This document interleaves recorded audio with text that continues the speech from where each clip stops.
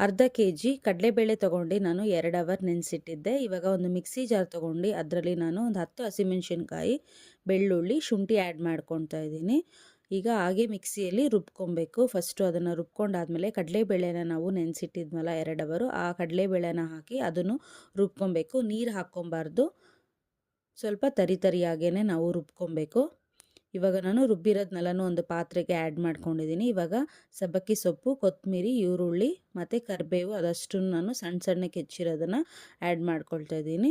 ಅದ್ರ ಜೊತೆಗೆ ಸ್ವಲ್ಪ ಉಪ್ಪು ಮತ್ತು ಸೋಡಾ ಉಪ್ಪನ್ನ ಹಾಕಿ ಚೆನ್ನಾಗಿ ಮಿಕ್ಸ್ ಮಾಡ್ಕೊಂಡು ನಾವು ವಡೆನ ಮಾಡೋದಕ್ಕೆ ಎಣ್ಣೆನ ನಾನು ಫಸ್ಟೇ ಇಟ್ಟಿದ್ದೆ, ಎಣ್ಣೆ ಕಾಯಕ್ಕಿಟ್ಟಿದ್ದೆ. ವಡೆನ ಈ ರೀತಿ ನಾವು ತಟ್ಕೊಂಡು ಎಣ್ಣೆಲಿ ಹಾಕಿ ಒಂದೊಂದಾಗಿ ಮಾಡಿಕೊಂಡ್ರೆ ನಮಗೆ ಸೂಪರಾಗಿ ಇದು ಸಬ್ಬಕ್ಕಿ ವಡೆ ಬಂದು ನಾನು ಇವತ್ತು ನಿಮಗೆ ತೋರಿಸ್ತಾ ಇರೋದು ಸೂಪರಾಗಿರುತ್ತೆ. ಈ ವಡೆನ ನೀವು ಟೀ ಟೈಮಲ್ಲಿ ಕೂಡ ಮಾಡ್ಕೊಬೋದು, ಇಲ್ಲಾಂದರೆ ಗೆಸ್ಟ್ ಬಂದರೂ ಕೂಡ ನೀವು ಈ ವಡೆನ ಈ ರೀತಿ ಮಾಡಿಕೊಡಿ, ತುಂಬ ಎಲ್ಲರಿಗೂ ಇಷ್ಟ ಆಗುತ್ತೆ.